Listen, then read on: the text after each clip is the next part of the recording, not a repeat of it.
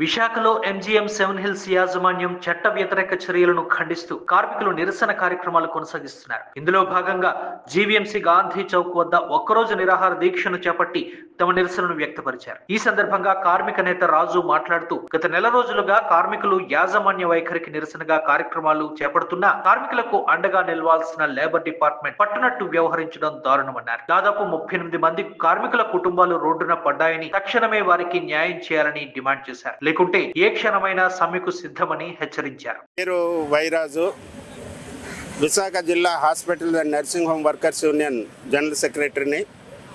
ఈరోజు seven hills యాజమాన్యం అవలంబిస్తున్న చట్ట వ్యతిరేక చర్యలను అరికట్టాలని కోరుతూ లేబర్ డిపార్ట్మెంటు పక్షపాత వైఖరి విన్నాడి కార్మికులకి న్యాయం చేయాలని కోరుతూ ఈ ఒక్కరోజు నిరాహార దీక్ష కార్మికులు చేపట్టారు.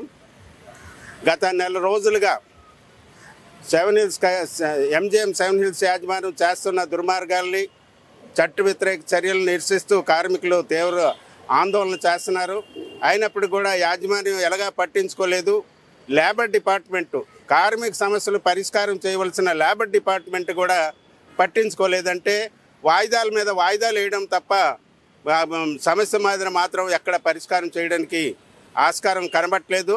ఈరోజు లేబర్ డిపార్ట్మెంట్ ఒక చర్య వల్ల 38 మంది కార్మికుల యొక్క జీవితాలు వీధిన పడ్డాయి. వాళ్ళ పిల్లలు చదువులు మానేసి బాల కార్మికులుగా మారిపోయే ప్రమాదం కూడా ఉంది. మరి బహిరంగంగా ఎంజీఎం సెవెన్ హిల్స్ యాజమాన్యం పూర్తిగా లేబర్ చట్టాలని ఉల్లంఘిస్తుంటే లేబర్ డిపార్ట్మెంట్ చూస్తూ ఊరుకోవడం సరైనది కాదు. అలాగే ప్రజాప్రతినిధులు కూడా మనం కలవడం జరిగింది, కార్మికులందరూ కలవడం జరిగింది. వాళ్ళు కూడా న్యాయం చేస్తామనేసి మాట ఇచ్చారు. మరి ఎంతవరకు జరుగుతుందో చూడాలి. ఈరోజు ప్రభుత్వం మీద ప్రజలకి, కార్మికులకి నమ్మకం ఉండాలంటే ఖచ్చితంగా లేబర్ డిపార్ట్మెంటు తన ఒక విధులు ఏవైతే ఉన్నాయో నిజాయితీగా నిర్వహించాలని సందర్భంగా అడుగుతున్నాం. అలాగే లేబర్ డిపార్ట్మెంట్ ఇంకో కుట్ర చేసింది ఏంటంటే, ఈ కార్మికుల యొక్క సర్వీస్ రికార్డులు ఏవైతే ఉన్నాయో కావాలని నిప్పంటిచ్చేసి తగలబెట్టేసి ఫైర్ యాక్సిడెంట్ జరిగిందని దానికి చిత్రీకరణ చేస్తున్నారు. ఇది చాలా దారుణం.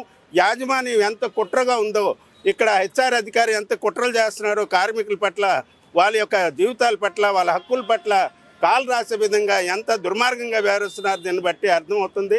కాబట్టి ఇప్పటికైనా సరే ఎంజీఎం సెవెన్ హిల్స్ యాజమాన్యం మీద చర్య తీసుకోవాలని సిఐటియుగా, అలాగే విశాఖ జిల్లా హాస్పిటల్ వర్కర్స్ యూనియన్ తరఫున, అలాగే కార్మికుల తరఫున డిమాండ్ చేస్తున్నాం. లేని పక్షంలో మొత్తం స్ట్రైక్ కూడా నోటీస్ కూడా ఇవ్వడం జరిగింది.